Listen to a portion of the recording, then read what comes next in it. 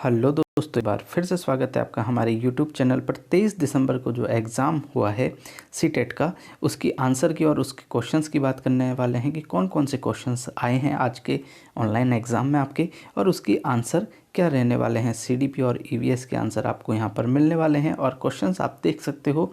यदि आपके आने वाले समय में एग्ज़ाम है तो काफ़ी हेल्पफुल ये आपका वीडियो होने वाला है, इसलिए वीडियो को लास्ट तक जरूर देखिएगा।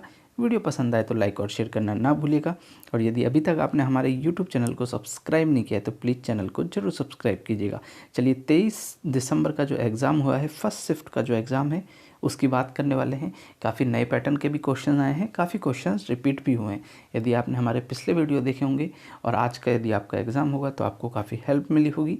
चलिए बात करते हैं। फर्स्ट जो क्वेश्चन है वो बाला BALA का पूरा रूप क्या है या पूरा नाम क्या है, इसकी फुल फॉर्म क्या है, ये क्वेश्चन पूछा गया है। ये क्वेश्चन पहली बार आया है, तो इसका यदि इंग्लिश में नाम होगा तो क्या होगा, building edge learning add.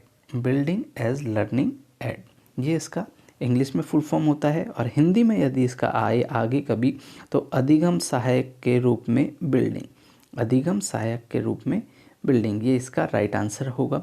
Second question आया था, झारखंड की मुख्य फसल कौन सी है। झारखंड के बारे में पूछा गया था, पहले भी एक क्वेश्चन आया था। तो झारखंड की मुख्य फसल कौन सी है, चावल। झारखंड की मुख्य फसल कौन सी होती है, चावल। इसके बाद में आपको पता है कि राष्ट्रीय उद्यान के बारे में क्वेश्चन हर बार पूछा जा रहा है। यदि आपका आगे के डेट में एग्ज़ाम है तो आपको राष्ट्रीय उद्यान है उनको ज़रूर देखना चाहिए, कौन सा उद्यान कहाँ पर है और कौन से जीव जंतुओं के बारे में वहाँ पर अच्छी सुविधा है, वहाँ पर पाए जाते हैं अधिक संख्या में, ये भी देखिएगा। तो जिम कॉर्बेट का आया था, जिम कॉर्बेट राष्ट्रीय उद्यान किस राज्य में है, तो इसका राइट आंसर होगा उत्तराखंड में। नेक्स्ट, मधुबनी के ऊपर अधिकतर एग्जाम में क्वेश्चन आया है। मधुबनी को आप अच्छे से डिटेल से पढ़ लीजिएगा, अब जो भी क्वेश्चन बनेगा मधुबनी का जरूर आएगा। मधुबनी किस राज्य में स्थित है, वह क्यों प्रसिद्ध है। आपको पता है, पहले भी आया था कि मधुबनी एक क्या है, पेंटिंग है। तो ये कहाँ पर है, बिहार में है। बिहार तो इसका आंसर होगा। और चित्रकारी के कारण, यानी कि एक पेंटिंग होती है जो कि किससे बनाई जाती है, चावल से बनाई जाती है। मधुबनी किससे बनाई जाती है, चावल से बनाई जाती है। चावल के जो पाउडर होता है उससे बनाई जाती है, और फूलों के एसेंस डाले जाते हैं इसमें। हल्दी पीले रंग के लिए, नीले रंग के लिए डाली जाती है। इस प्रकार इसको देख लीजिएगा आप, काफ़ी इंपॉर्टेंट है। भारत में मटर किस देश से लाई गई। पिछली क्वेश्चंस वीडियो में आया था, आपके जो क्वेश्चन पेपर में आया था, मिर्ची के बारे में पूछा था, इस बार पूछ लिया मटर के बारे में पूछ लिया, तो ये इनके बारे में भी पूछेगा, है ना। तो मटर और गोभी कहाँ से आया था, यूरोप से। मटर के साथ साथ गोभी भी आपको ध्यान रखना है, ये आया था यूरोप से। और भिंडी कहाँ से आई थी, भिंडी आई थी आपकी अफ्रीका से। भिंडी कहाँ से आई है, अफ्रीका से। और यदि पूछ ले देसी यानी कि भारतीय कौन कौन से हैं, तो भारतीय आप बता सकते हो, बैंगन, मूली, आम, करेला, टिंडा, ये क्या है, देसी हैं। भारतीय कौन कौन से हैं देसी, आप बोलोगे बैंगन, मूली, टिंडा, करेला, ये सभी क्या हैं, देसी हैं। ये सभी क्या हैं, देसी हैं। इनके नाम आपको क्या रखने हैं, याद रखने हैं। चलिए नेक्स्ट क्वेश्चंस की तरफ चलते हैं। काफ़ी इंपॉर्टेंट ये वीडियो होने वाला है, आपको लास्ट तक ज़रूर देखना है। आगे के एग्ज़ामों में आपकी काफ़ी हेल्प मिलने वाली है इस वीडियो से, क्योंकि हम काफ़ी जो क्वेश्चंस टच कर रहे हैं उनके बारे में भी इसमें चर्चा करते हैं। चलिए, इसके बाद में एक क्वेश्चन यहाँ से भी बन सकता है कि जो बाला है, बाला की फुल फॉर्म हमने आपको बता दी है। ये विचार कहाँ से आया, ये कहाँ से इसको लिया गया है, कहाँ इसके बारे में बताया गया है, तो ये किस में बताया गया है, RTE, राइट टू एजुकेशन 2009 के अंदर। किस में इसकी चर्चा की गई है, राइट टू एजुकेशन 2009 में इसकी चर्चा की गई है। RTE 2009 के अंदर इसमें चर्चा की गई है। चलिए नेक्स्ट है, निम्न में से पर्यावरण की एक उप थीम है। उप थीम के बारे में पिछले पेपर में भी आया था, उससे पहले थीम और उप थीम के बारे में आया था, तो ये भी आपको देखना है थीम और उप थीम का। इसका राइट आंसर होगा संबंध। जो संबंध है ये कौन सी होती है, उप थीम के अंदर आती है। चलिए नेक्स्ट देखते हैं, कर्नाटक में मिट्टी को खोदकर नरम बनाने वाले औजारों को किस नाम से जाना जाता है। विशेषकर किस में पूछा है, कर्नाटक के अंदर पूछा है तो क्या बोलते हैं, खुरपी। और वैसे अपने यहाँ पर भी नॉर्मल राजस्थान के अंदर भी खुरपी बोलते हैं, अधिकतर जगह इसको खुरपी ही बोलते हैं। निम्नलिखित में से कौन सा सही है। अब नेक्स्ट क्वेश्चन है कौन सा सही है। हमने यहाँ पर सभी सही लिख दिए, आने वाले एग्ज़ामों में भी आपकी हेल्प होगी क्योंकि इनमें से कोई सा भी पूछ सकते हैं आगे। तो कचनार फूलों की सब्जी कहाँ बनाई जाती है, ये बनाई जाती है उत्तर प्रदेश में। केले के फूलों की सब्जी बनाई जाती है केरल में। सहजन के फूलों की सब्जी बनाई जाती है महाराष्ट्र में। इस प्रकार आप रख सकते हो। कचनार फूलों की सब्जी कहाँ बनाई जाती है, उत्तर प्रदेश में। केले के फूलों की सब्जी कहाँ बनाई जाती है, केरल में। और सहजन के फूलों की सब्जी कहाँ बनाई जाती है, महाराष्ट्र में। तो इस प्रकार ये काफ़ी इम्पोर्टेंट रहेगा आपके लिए। इसके अलावा चलिए नेक्स्ट क्वेश्चंस की तरफ चलते हैं। काफ़ी इंपॉर्टेंट क्वेश्चंस ये आपके होने वाले हैं, इसलिए हम आपको बार बार बोल रहे हैं लास्ट तक देखिएगा और चैनल को सब्सक्राइब करना ना भूलिएगा और बेल आइकन को प्रेस जरूर कीजिएगा कि आने वाले एग्ज़ाम की अपडेट हम आपको देते रहें, कौन कौन से क्वेश्चंस पूछे गए थे।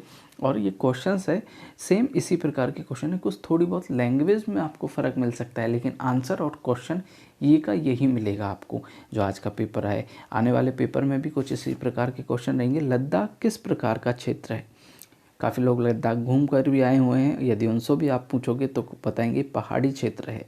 लद्दाख किस प्रकार का क्षेत्र है, लद्दाख को यदि आप नेट पर भी सर्च करोगे तो आपको पहाड़ी एरिया दिखेगा।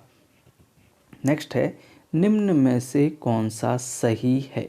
क्या बताना है कौन सा सही है। तो ये सभी सही हैं। हमने सही के बारे में और भी कुछ डिटेल आपको लिख दी है। क्वेश्चन स्लॉथ का आया था लेकिन हमने बाज के बारे में, उल्लू के बारे में, रेशम कीट के बारे में भी आपको बताया कि आने वाले एग्ज़ाम में आपकी हेल्प होगी। स्लॉथ का क्या है सबको पता है। स्लॉथ तो 17 घंटे सोता है, ठीक है, और जीवन में 5 पेड़ों पर रहता है, ठीक है। 8 पेड़ों पर रहता है, 5 वर्ष एक पेड़ पे रहता है, 8 वर्ष पेड़ों पर रहता है। टोटल एज इसकी 40 होती है। पेड़ों की पत्तियों को ये खाता है, ठीक है। बाज के बारे में क्या होगा, मनुष्य 4 गुना ज़्यादा दृष्टि इसकी पाई जाती है। उल्लू के बारे में क्या होगा, मनुष्य की तरह आँखें होती हैं। और रेशम कीट का क्या होगा, मादा के गंध को पहचानता है। ये क्या करता है, अपनी जो मादा होती है ना उसकी गंध को दूर से ही पहचान लेता है। इसके अलावा ग्रेगर जॉन मेंडल के बारे में सही नहीं है पूछा गया है और ये भी काफ़ी इम्पोर्टेंट है। Gregor John Mendel father of genetics बोलते हैं इनको। क्या बोलते हैं, फादर ऑफ जेनेटिक्स बोलते हैं। इन्होंने मटर के पौधे पर खोज की थी। किस पर की थी, मटर के पौधे पर खोज की थी कि माता पिता से क्या किया था इन्होंने, माता पिता यानी कि मटर के पौधों में क्रॉस करवाया था। मटर के पौधों में क्रॉस करवा के उनके बच्चे जो होंगे वो किस प्रकार के होंगे, इस तरीके की कुछ खोजें की थी। 3 इनके नियम दिए थे इन्होंने कि क्या किस किस नियम से पेड़ पौधे कैसे कैसे प्रभावित होंगे। तो इनके बारे में बताना है, सही नहीं है। जॉन मेंडल का जन्म 1844 में हुआ था, ये गलत है। ये पहला ही अपन को मिल गया क्योंकि इसका कब हुआ था, 1822 में। कब हुआ था, 1822 में। चलिए नेक्स्ट जो सही है वो देख लीजिए। जॉन मेंडल एक मठ के पादरी थे, बिल्कुल सही है। आ सकता है नेक्स्ट में कि इनमें से कौन मठ के पादरी रहे, तो ग्रेगर जॉन मेंडल रहे, बाकी नहीं होगा। जॉन मेंडल ने कौन से पौधे पर किया था, हम अभी चर्चा कर चुके हैं, मटर के पौधे पर किया था प्रयोग। ये बिल्कुल राइट है, तो इसका फर्स्ट है ये रॉन्ग है। 1844 की जगह क्या आएगा, 1822 आएगा। नेक्स्ट क्वेश्चन की तरफ चलते हैं। निम्नलिखित राज्यों के समूह में से किसी एक समूह के समुद्र तट अरब सागर पर स्थित हैं। तो कौन सा वो समूह है जिसके समुद्र तट अरब सागर पर स्थित हैं। ये ऑप्शन ए है तमिलनाडु, आंध्र प्रदेश। अब इसके लिए क्या है, आपको नक्शे की ज़रूरत है और वो कौन सा, भारत का नक्शा। भारत के नक्शे में से एक क्वेश्चन सभी एग्ज़ामों में पूछा जा रहा है, इसलिए आप नक्शे को थोड़ा अच्छे से देख लीजिएगा।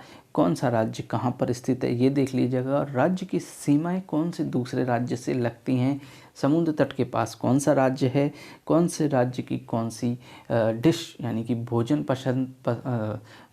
फेमस है वहाँ का, ये चीज़ें आ रही हैं, तो इनको भी आप देख सकते हो। निम्नलिखित राज्यों के समूह में से किसी एक समूह के समुद्र तट अरब सागर पर स्थित हैं। तमिलनाडु, आंध्र प्रदेश, कर्नाटक। तो ये तो बिल्कुल साइड में कर दो क्योंकि आंध्र प्रदेश नहीं है, यहाँ पर देख सकते हो। सेकंड है कर्नाटक, केरल, गुजरात। ये बिल्कुल राइट आंसर है आपका, कर्नाटक, केरल और गुजरात, क्योंकि ये समुद्र तट पर स्थित हैं। आंध्र प्रदेश, तेलंगाना, उड़ीसा ये भी नहीं है। केरल, कर्नाटक, पश्चिम बंगाल भी साइड में चले गया, ये भी नहीं है। तो कौन सा होगा आपका? कर्नाटक, केरल और गुजरात। चलिए नेक्स्ट क्वेश्चन की तरफ चलते हैं। ये सभी क्वेश्चन आज के एग्ज़ाम में आए हुए हैं, आपको पता है। थोड़ी सी लैंग्वेज चेंज हो सकती है, बाकी ये कि यही क्वेश्चन आपको पेपर में देखने को मिले होंगे। नीचे दिए गए कथनों में से कौन सा कथन मधुमक्खी और छत्तों के विषय में सही नहीं है, बताना है आपको। कौन सा कथन सही नहीं है, बाकी इसके अंदर सभी सही होंगे, एक गलत होगा। छत्ते में केवल कुछ नर मक्खियाँ होती हैं। प्रत्येक छत्ते में एक रानी मक्खी होती है जो अंडे देती है, ये बिल्कुल सही है। नर मक्खियाँ छत्ते के लिए अत्यंत महत्वपूर्ण है, ये भी सही है। छत्ते में बहुत सारी काम करने वाली मक्खियाँ होती हैं, ये भी सही है। लेकिन फर्स्ट में क्या लिखा है? छत्ते में केवल कुछ नर मक्खियाँ। तो जहाँ पर आपको केवल दिख जाए और मात्र दिख जाए तो ये क्या है? नेगेटिव वर्ड होते हैं, ये गलत है। इसका मतलब क्या होगा? ए ऑप्शन इसका सही आंसर होगा, क्योंकि इसमें पूछा है सही नहीं है, इसलिए आंसर ए इसका सही होगा। चलिए नेक्स्ट क्वेश्चन की तरफ चलते हैं। पोचमपल्ली भारत के दक्षिण राज्य का एक कस्बा है जो सुंदरता से डिजाइन की गई चमकदार रंगों की पोचमपल्ली साड़ियों की और विशेष प्रकार की बुनाई, जिसे पोचमपल्ली ही कहते हैं, के लिए प्रसिद्ध है। यह कस्बा अब किस राज्य का भाग है? अब देखिए, इस क्वेश्चन से आपके एग्ज़ाम में ज़रूर क्वेश्चंस बन सकते हैं कि पोचमपल्ली सबसे पहले तो किस, इसका आंसर देखें तो राज्य का भाग है, तेलंगाना का भाग है। अब पोचमपल्ली का कौन सा साड़ियाँ फेमस हैं? क्या है? अलग अलग डिज़ाइन की क्या होती हैं? चमकदार रंगों की पोचमपल्ली साड़ियाँ। विशेष प्रकार की क्या की जाती है? इन पे बुनाई की जाती है। तो ये आपको याद रखना है कि तेलंगाना की कौन सी चीज़ फेमस है? पोचमपल्ली साड़ियाँ फेमस हैं। इस प्रकार ये क्वेश्चंस हुए। नेक्स्ट वीडियो में फिर से हम काफ़ी इंपॉर्टेंट क्वेश्चंस लेके आएंगे, इसलिए वीडियो को लाइक, शेयर, सब्सक्राइब करना ना भूलिएगा और बेल आइकन को प्रेस कीजिएगा, जिससे कि आने वाले वीडियोस के नोटिफिकेशन आपको मिलते रहें। धन्यवाद।